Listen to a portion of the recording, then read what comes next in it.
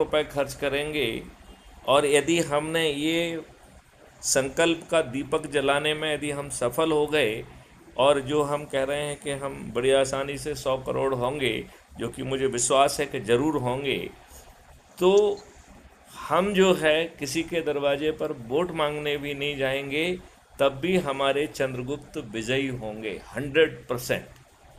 ये मॉडल नहीं की स्ट्रेंथ है।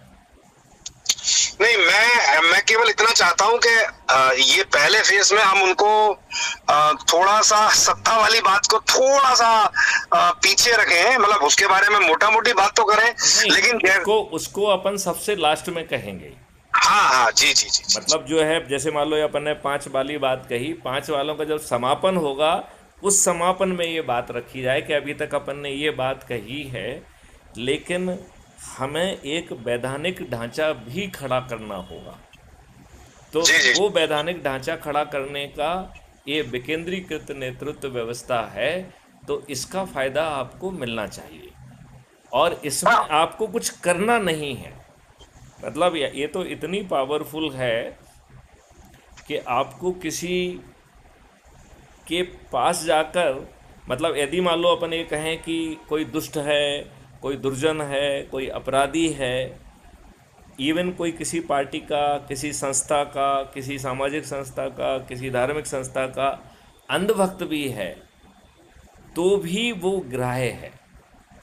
यदि वो अच्छे भारत का संकल्प ले सकता है, तो बाकी सब चीज़ें ग्राह्य हैं।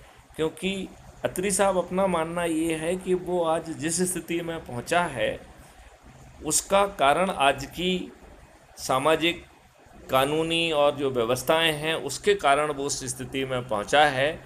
या तो समाज ने उसको वहाँ पे कॉर्नर कर दिया है, या उसको स्वयं को उसमें एक अवसर दिखा है। जब जी। ये नया इकोसिस्टम आ जाएगा, नंबर एक, उसे अपनी स्वार्थ पूर्ति के लिए ये सब करना नहीं पड़ेगा।